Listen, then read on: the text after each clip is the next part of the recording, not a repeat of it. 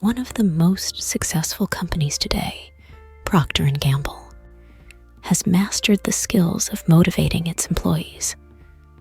That's the reason they have been operating successfully for many years in more than 80 countries. They have understood that different cultures get motivated with different rewards. For example, Swedish might not appreciate the remuneration-based reward system of the Americans because they appreciate being rewarded with time-offs more. Similarly, Japanese hold group-based incentives and equality at workplace as rewards for their hard work. For them, that could be the incentive to get them motivated. P&G has tailored its reward and incentive program as per the culture of the place it operates in. And this has resulted in the company featuring in Fortune's World's Most Admired Companies. Motivation is the driving force behind a person's action. Human instincts, as you rightly noted, differ from the more straightforward, hardwired instincts observed in many animals and birds. While animals often exhibit immediate and instinctual behaviors, humans have a more complex interplay of genetics, learning, and socialization that shapes their instincts and behaviors. Human instincts are very different from the ones that animals and birds have, which are some very basic instructions hardwired into them that they start following as soon as they are born. Examples of such instincts are a tortoise crawling towards the sea as soon as it hatches out of its egg, or a baby elephant trying to start walking within minutes of it being born, or a dog vigorously shaking itself dry immediately after it is drenched. This type of instinct is called an imprint instinct. Konrad Lorenz observed that as soon as the geese hatched out of their eggs, they started to look around for the first moving object they could find and treat it as their mother, who they will then depend on for their feeding. Motivation is one of the most widely researched studies ever, so there are many widely accepted theories on it. Let's discuss some of these and define motivation through these theories. Hertzberg's motivational theory. Frederick Hertzberg formed a theory known as motivation hygiene theory, which was based on the idea that there are many factors in a person's workplace which determine his levels of motivation towards doing his job properly. He labeled these factors as hygiene factors. According to him, every workplace has the ability to influence the productivity of its employees by either encouraging him to work further or by discouraging him. If the person was satisfied with the working environment, he would have motivation to work even harder. On the other hand, if he was dissatisfied with the working conditions, then he would not be willing to give his 100% into his job.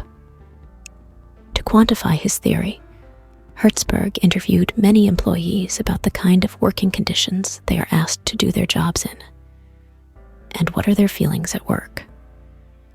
Based on their responses, he published his observations in 1959 in a book titled The Motivation to Work. The most interesting thing that Hertzberg observed that the absence of ideal working conditions, which he called hygiene factors, was one of the biggest reasons for job dissatisfaction. However, there were a vast number of employees who had ideal working conditions, yet they had a low motivation to improve. He reasoned that giving employees ideal working conditions is not enough to keep them motivated, but removing the hygiene factors would definitely cause a lot of dissatisfaction among the employees. Examples of such hygiene factors could be unwanted changes in the working environment, very strict implementation of log-in, log-out timings, not getting the expected raise in salary, etc.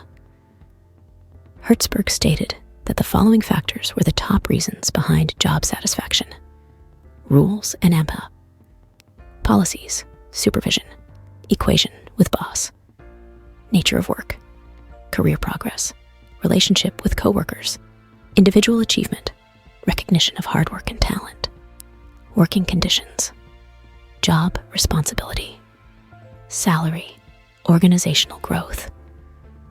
Vroom's expectancy theory.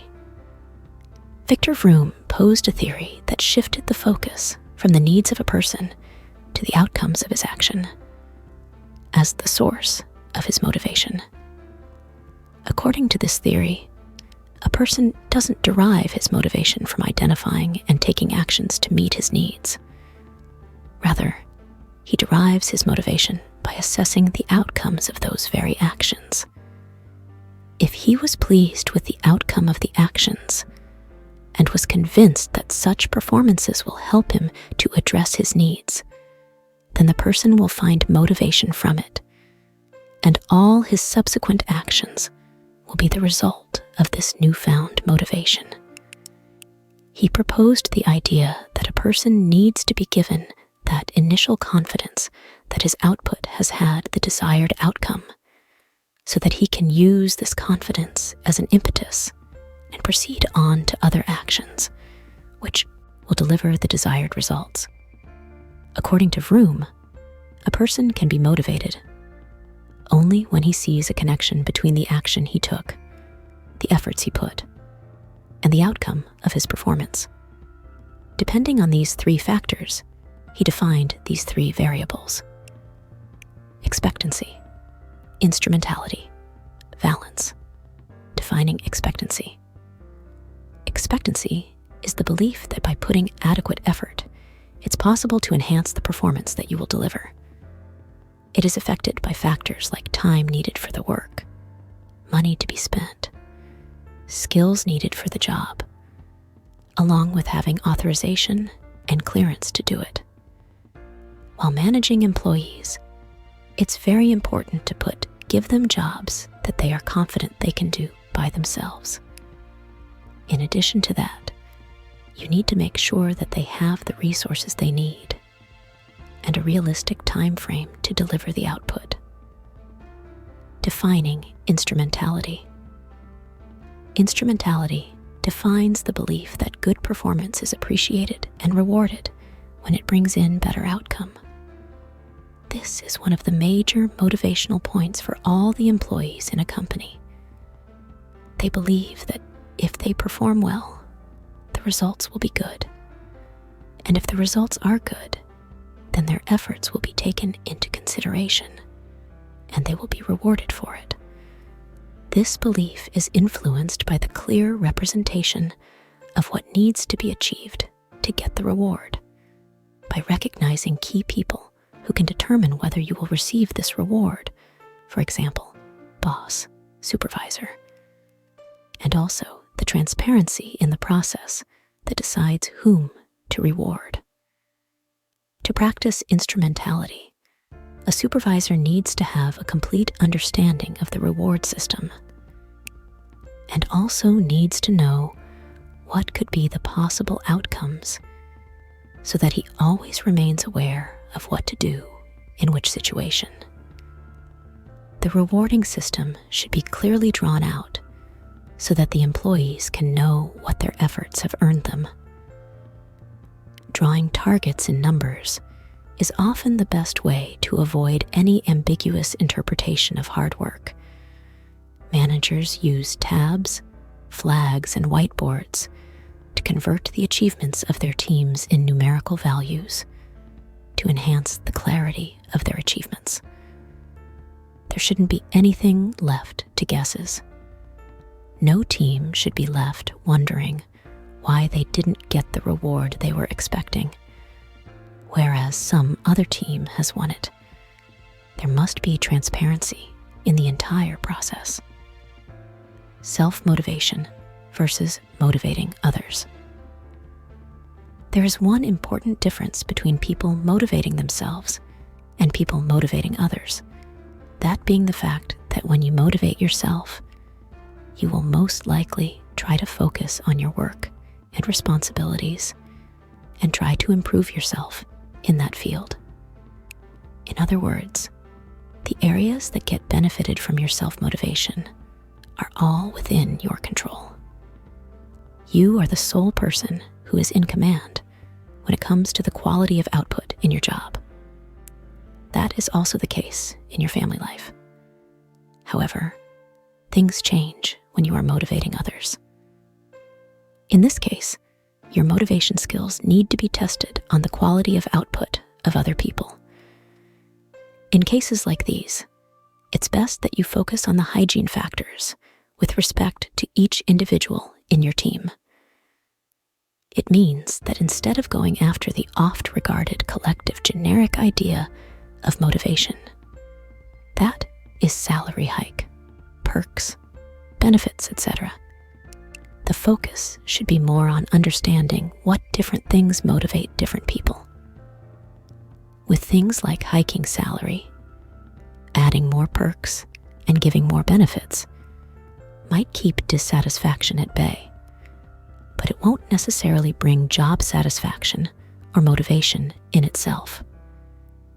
Different people will have different areas of motivation.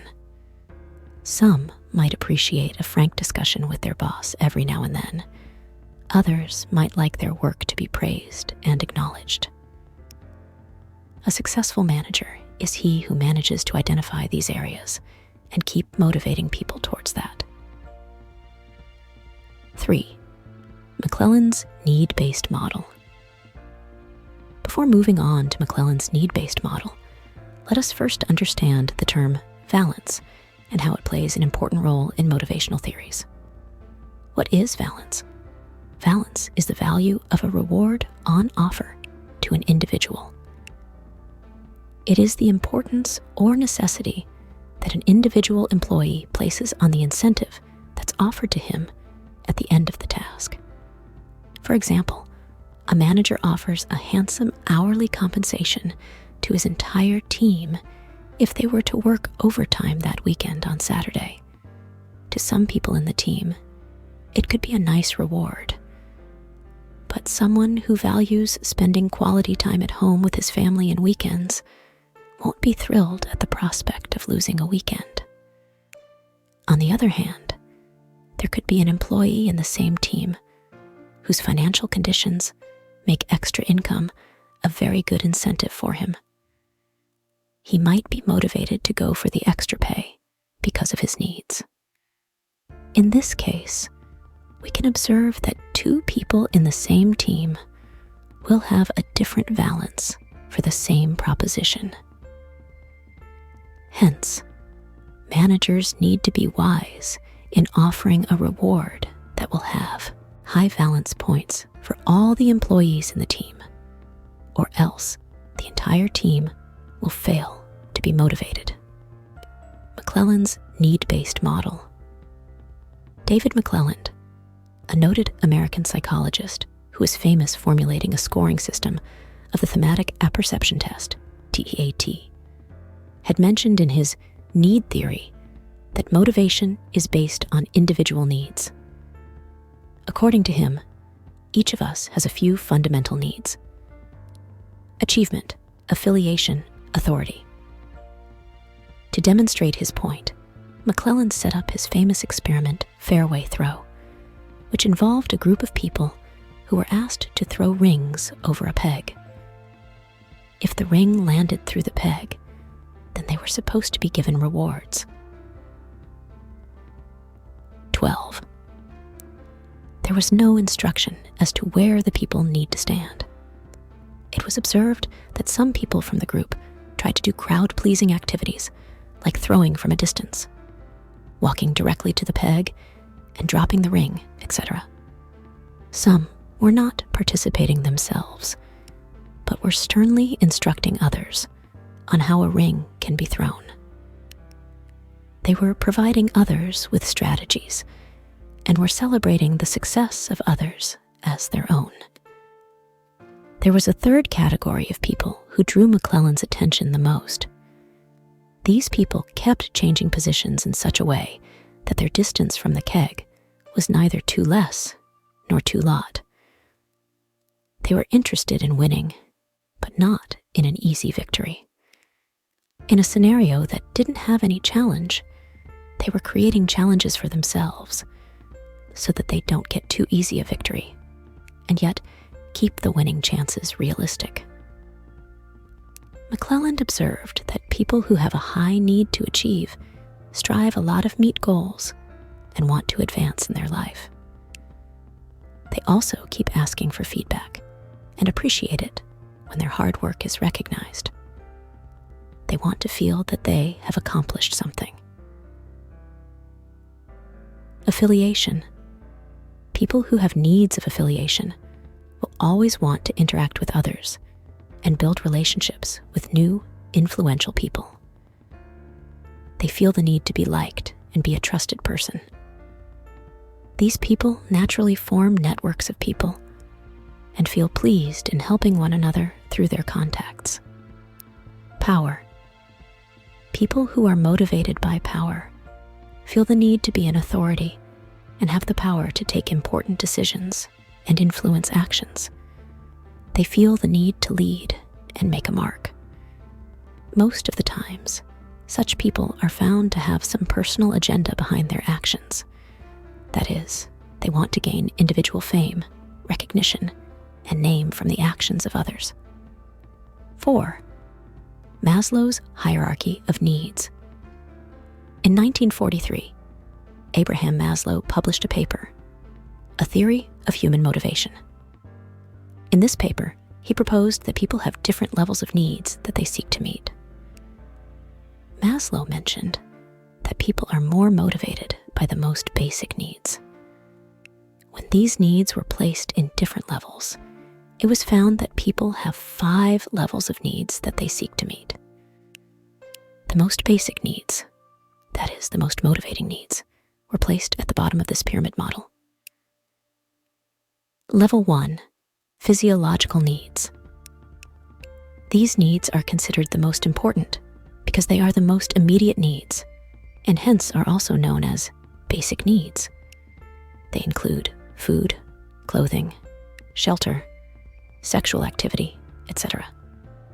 These are all the necessities for our bodies to stay functional. The bottom, or most important needs, are the physiological needs. Just the efforts that helps them keep their jobs, as compared to trying and putting in a better performance.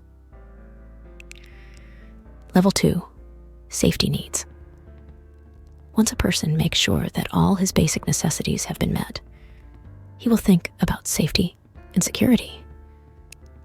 That's why many insurance companies or loan offering companies generally check for people's incomes to see if they earn beyond a considerable limit before approaching them for services. They know that a person who is not able to provide the basic necessities won't be interested in future security or safety, protection from health issues, financial issues, etc. When they breach this line, they face issues. The biggest example of this is the subprime loan lending by the US-led banks to the people who were never in a condition to pay back the loans. The safety here is not only about financial safety or health, it's also job safety and security.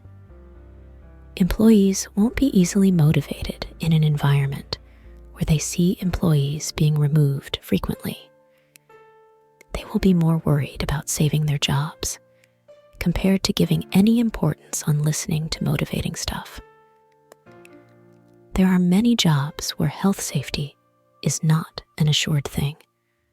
For example, people in military services are well aware that they could face fatal injuries any day.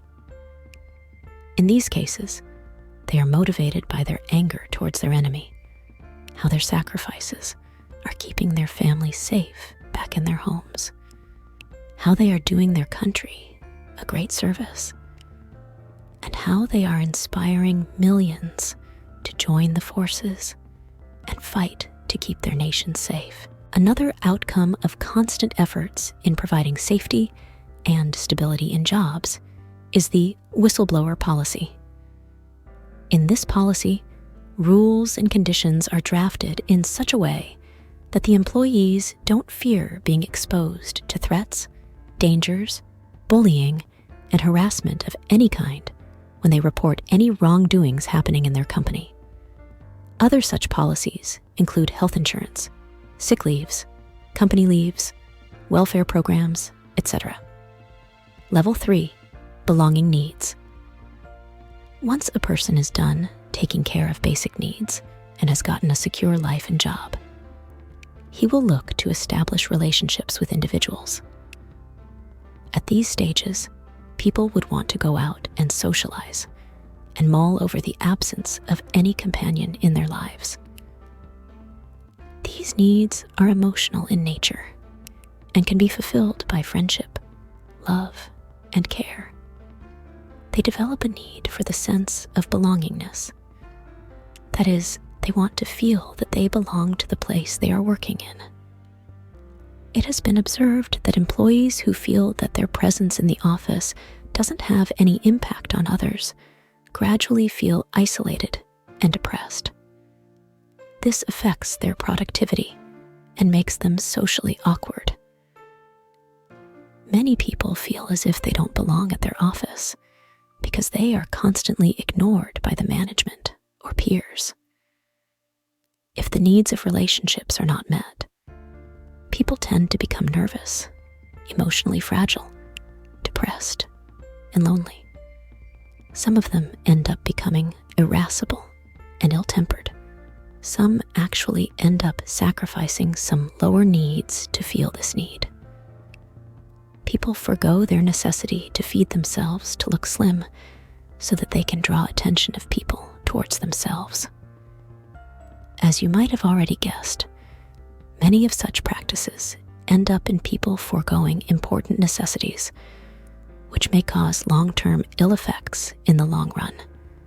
Making friends, being close to family, being in relationships, having memberships in different clubs, associations, teams, and belonging to different organizations are multiple ways of keeping people emotionally secure.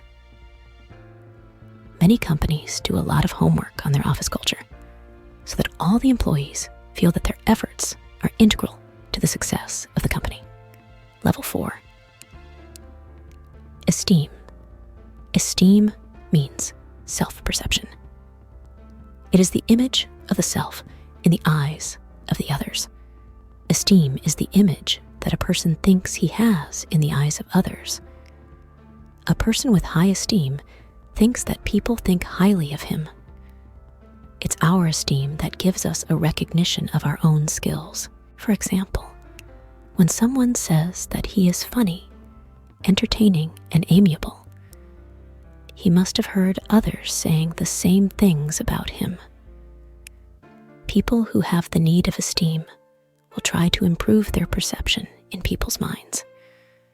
They often want to achieve success at work and are interested in accumulating wealth and status symbols like premium cars, etc. They take pride in the achievements of their family members and seek opportunities to socialize with people who are looked up to in the society. When there are people like these in a team, it's important to note that they are motivated more by name and prestige. A handsome hike in salary couldn't mean as much to them as an honorary title like assistant project manager. When the efforts of these types of people are directly mapped to the company's achievements, they feel happy and motivated. However, if their efforts are not acknowledged and their hard work isn't appreciated, then their productivity falls. Level 5, self-actualization. Self-actualization is the realizing of oneself. Many people reach a stage in their life where they start wondering what is expected out of them in their life. They hear a voice that tells them to fulfill their destiny.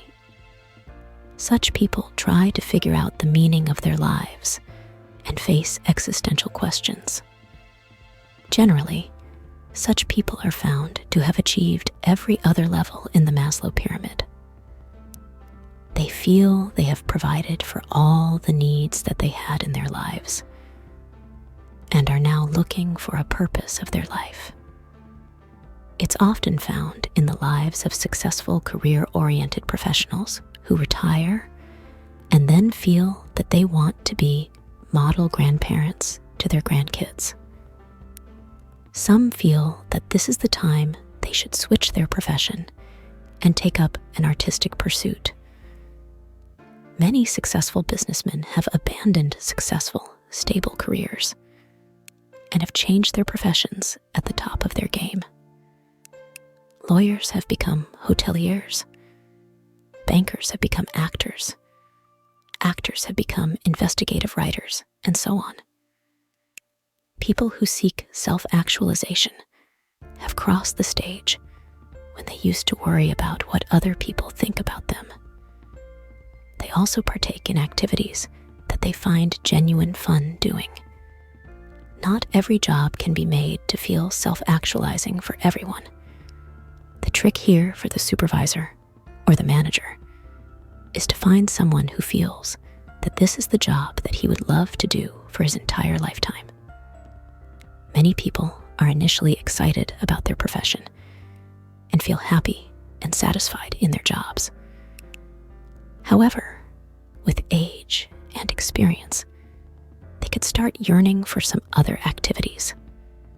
A successful manager should know how to utilize his team members so that they stick to their jobs and keep feeling fulfilled. Until these employees believe that they are in a job that they must be taken care of, they will be dealing with self-actualization in a positive manner. 5. Motivation in the business world. Motivation is the driving force behind a person's action. If you have a low motivation towards work, you will take longer time to complete it, and the quality of the output may not be very good either.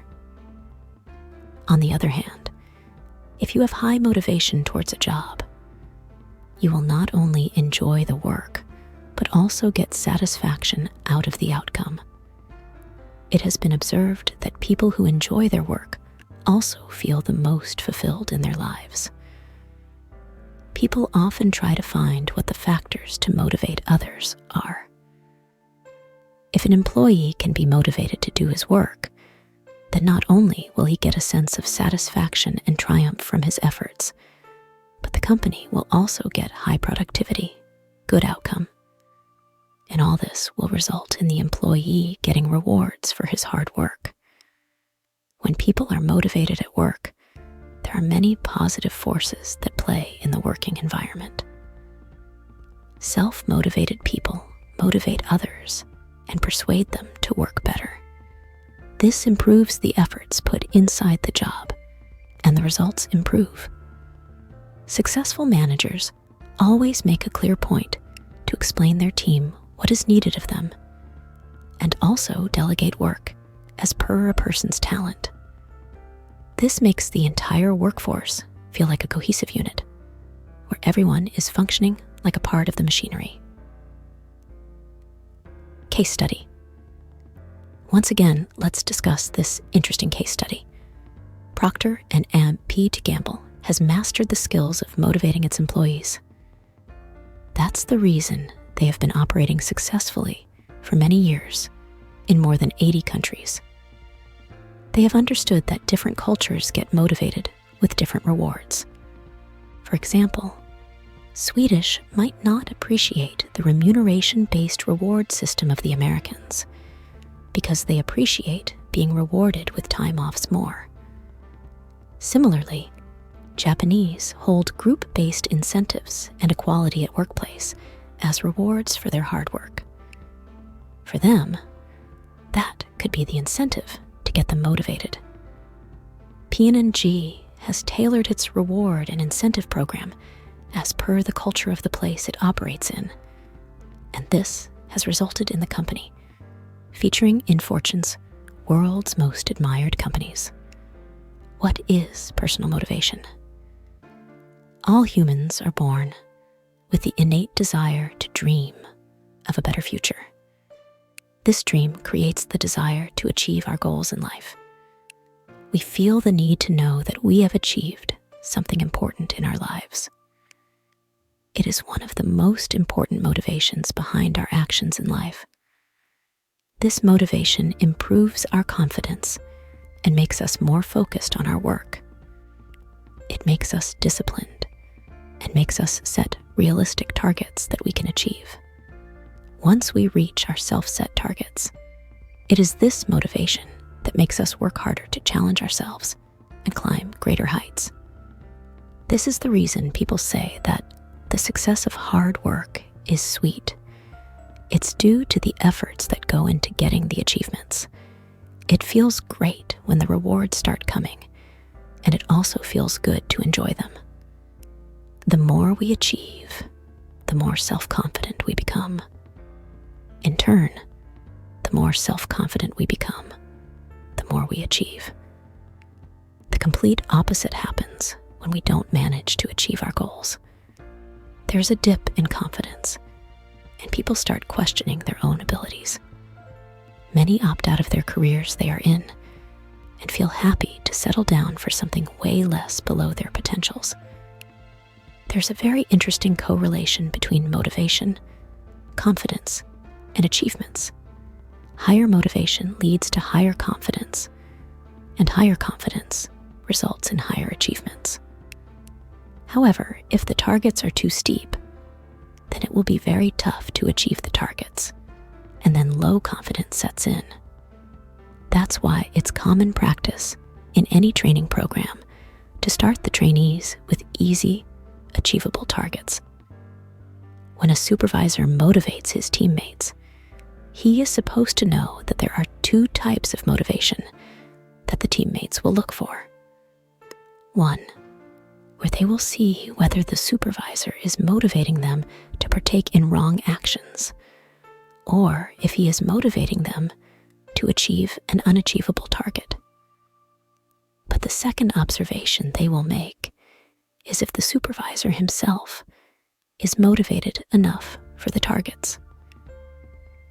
If the supervisor appears to not be convinced that these targets can be achieved, then no matter how hard he tries, his words will sound hollow. That's why it's important to give self-motivation as much importance as motivating others. A person who tries to motivate people without thinking about their benefits and returns from the efforts is only going to get short-lived motivation. 6. How to motivate employees. Successful managers realize that the tags of disobeying, uncooperative, etc. are attached to those employees in a team who were once selected to work for them by the company itself. In other words, the said person was never short of talent, nor he has any negative attitude towards work.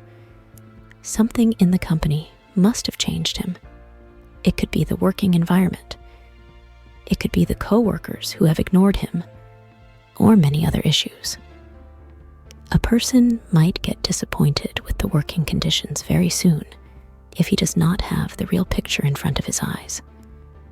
That doesn't mean that the talent inside him has died. What it takes to bring out that talent and rejuvenate such employees is trying to understand their issues. Most of the times, the poor attitude and the casual approach to work could be deviant behavior for some management-generated policy. In other cases, it could be improper reward policies or even poor work culture. A good motivator is not someone who skims of the top best of his team and works with them and ignores the rest. The best manager of resources won't allow people with talent to waste their skills. They would like to know the reason behind the resentment so that they know what's the best for all in the end. Many times, a poor performance could just be the result of not having often frank discussions, not appreciating hard work, not giving due credit and leading by example. You are watching Stoic Principles. Now we encourage our viewers to engage with our content through likes and subscriptions. If you have any more questions or need assistance with anything else, feel free to ask in the comment section. A good motivator understands that it's important to gain the trust of the person whom he is motivating to reach his potential. There could be many reasons behind the lack of motivation in an employee's life. Experts state that the chief ones among them are lack of required capability. In the times of retrenchment and recession, many aspirants accept whatever job offer they are made, as a result of which they end up working in a sector that they never had any interest to work in, nor did they have any talent in it. In such cases, further motivation is impossible unless the employee is given professional training in the needed job set. In such situations, training programs after work times could be arranged. No challenges in the job. A lot of good candidates find themselves plain bored after the first few years in a company. That's because they feel that their skill sets are not being put to use, and their talent is not being given an opportunity. Multi-talented people get frustrated working in the same job, and this boredom can cause poor attitude and low motivation. To improve this situation, such employees may be tasked with other extracurricular activities like training new inductees, getting them in committees, and taking their suggestions in different team projects. This will keep them interested and also motivated in their jobs. Efforts are not appreciated. No employee in this world likes if his hard work is ignored or taken for granted. Every person wants his efforts to have some impact on the outcome of the company. When a person is made to feel that his work is not contributing to the success of the company, he loses the drive to work hard, and his productivity starts to lag as a result. This makes the employee feel jealous of others when the other person gets praised or is promoted. Instead of being happy for a colleague's professional success, the disgruntled employee ends up resenting them. It is the responsibility of the managers to make sure that people feel valued and needed in a company. They should be proactive in sharing feedback and let a person know where he is going right and what changes he should make in his approach for better results. Unfriendly workplace. Most of the employees don't get along with their colleagues. However, some of them might be really getting ignored by all due to poor communication skills or introvert nature. The manager should explain to the team that the objective of the team is to get the work done as a cohesive unit, and it's impossible to work in a disjoint manner. In addition to such team discussions, it's also important to arrange for team outings, gatherings, etc., to keep the communication in a team healthy. Forming small teams and delegating work to them will also help in this. Personal problems life is full of uncertainties, and one can never truly prepare himself for the situations that may arise in the event of things. Often situations are so tough that they encroach upon both personal and professional life. To address such sensitive issues, many companies have counseling guides who provide employee assistance. The good news with such issues is that it's often temporary, and there's nothing a bit of understanding, empathy, and frank talk won't set straight. They've developed an attitude. People develop a negative attitude towards work when they either don't do well in their jobs or do excessively well. In the former case, the negative attitude is more damaging that affects the working environment. and brings negative tendencies in the rest of the employees too. The latter case might not be that responsible in creating a negative workplace environment, but it isolates individuals and makes them overconfident. No one likes to interact with someone who acts like he knows everything in a much better way than them.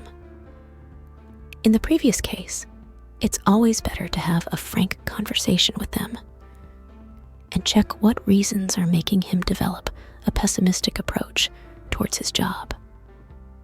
As far as the overconfident, attitude-bearing people are concerned, the best way to deal with them is to give them a challenging task, something that will test their knowledge and capabilities. 7.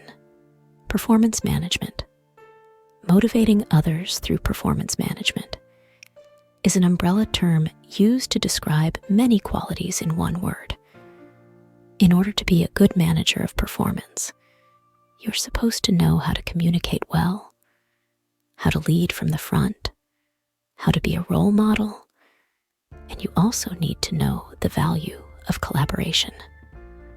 The job of a performance manager is to manage the performance of each and every member of the team. Many people think performance management is just overseeing people doing their jobs, but it's more than that. It's about trying to create a synergy between the different people and different teams, and seeing if this mutual interaction is resulting in a better outcome. Some find performance management a tardy job to perform, especially because it's difficult when it comes to evaluating individual performances in a team of performers, where the work is equally distributed and shared between them. But when it is done properly, performance management becomes a source of motivation and learning. 8. Delegation. Delegation is one of the most important yet most misunderstood word in the world of professional management. People tend to mistake delegation with shifting their workload and responsibilities to others. However, the truth is that delegation is the art of skillfully assigning roles to different people in a team so that they can deliver their best in the end. Companies can't function without delegation. A team cannot be formed by one individual. Every manager needs people who can assist him in his work. It's often said that a real manager is someone who doesn't manage tasks, but manages resources properly. If a manager were to do everything himself, why would he bother having a team at all in the first place? Delegation depends on time management and resource management. A manager should know how to delegate responsibilities properly so that he can think about future assignments while his team is working towards getting the task done as per the scheduled time frame. Delegation can be also used as a tool for confidence building. When you delegate a person some job responsibility, you know that he is a person you can trust with the results. These people value that trust and get motivation from the fact that their manager is trusting them with an important work.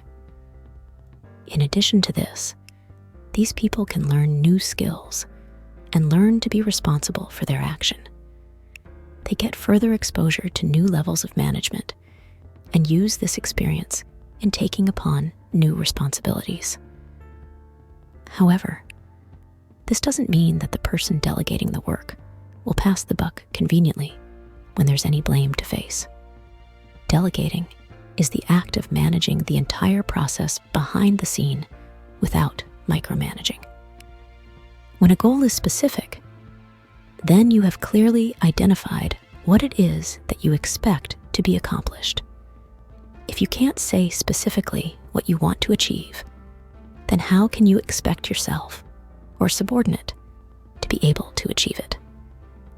A specific goal will answer all these questions when delegating works and doesn't. A lot of people aren't fond of delegating. The reason behind this could be that they feel that the work will have a much better quality if they were to take care of every single responsibility. Some of them think that it's less time-consuming to do the job themselves, as compared to first finalizing someone to do it and then training them about the job. There are still others who fear that they will lose control over the quality and authority that they have as the head of the project. There are a number of reasons that people decide not to delegate a task or project. Many of these issues lead to people overworking themselves, even if they have a full-body team. Team members of such team easily develop an attitude towards their job, thinking that the work they do is too easy. When delegation works, not all projects can be delegated. Before doing it, the manager needs to check if the members of his team have the required skill set needed for the project. If not, then how much time they will need to gain knowledge on these skills and put them to practice. Also, whether a similar project will come up in the future that will make this training relevant at a later stage in their professional lives. When delegation doesn't work, there's no point in assigning a task to team members who are working on that kind of project for the first time. If a manager can't afford to compensate them for the hours, put it, or provide them any compensation for it.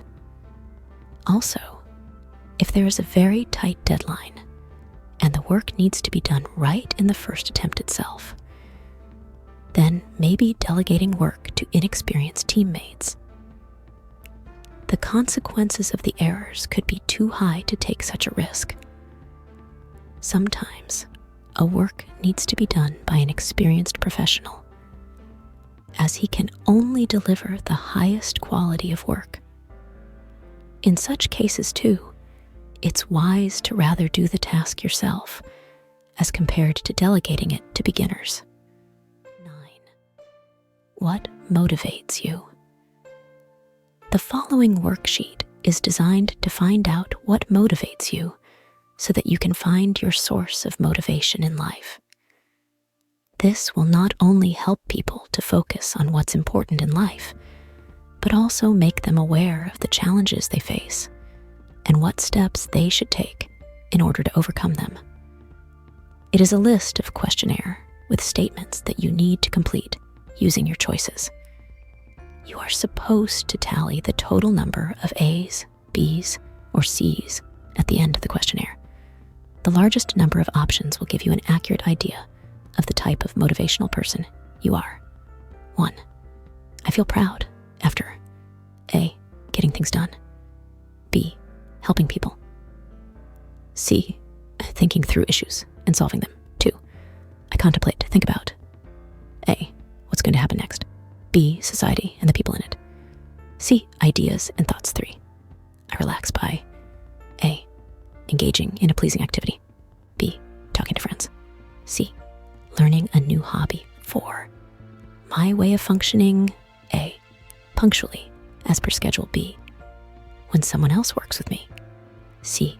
When it feels like working for me. B. Make a lot of friends. C.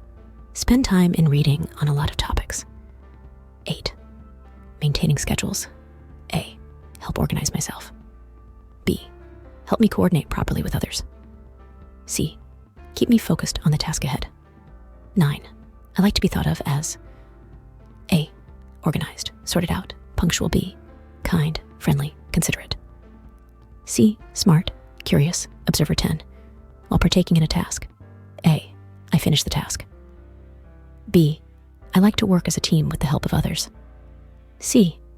I want to work and keep learning from the beginning to the end. Outcome: highest tally of A's, goal-oriented. You enjoy getting the work done in a direct and obvious manner. If you face any issues with your task, you are more likely to find out a person with whom you can interact and ask your questions to get some help. Highest tally of B's relationship oriented.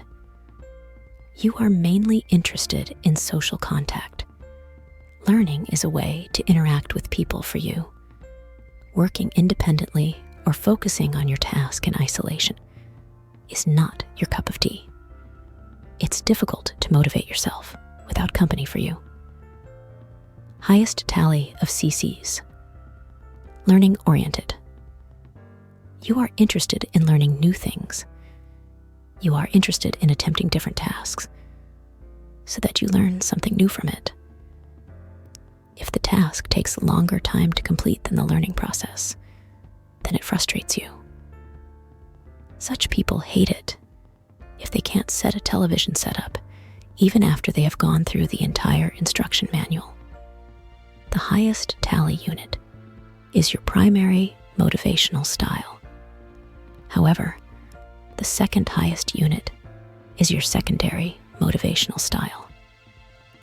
It means that if a goal-oriented person were to find motivation, he will try to get the work done himself, however. If his secondary motivational style is learning-oriented, then he will like to read about the task and learn about it first, and then start working on it. We hope you found this video informative and inspiring. If you did, please take a moment to show your support. Here's what you can do. Like the video. If you enjoyed the content, give it a thumbs up. It lets us know that you appreciate what we're sharing. Subscribe to our channel. By subscribing, you'll stay updated on our latest videos and motivational audiobooks. Don't miss out on valuable insights and inspiration. Share with others. If you think this video can benefit someone you know, share it with your friends, family, or colleagues. Spread the motivation. Explore more. Check out our other motivational audiobooks. We have a wide range of content to help you on your journey to personal growth and success. Thank you for being a part of our community. Your support keeps us motivated to create more valuable content. Remember, your journey to self-improvement and achieving your goals is a path we're here to help you navigate.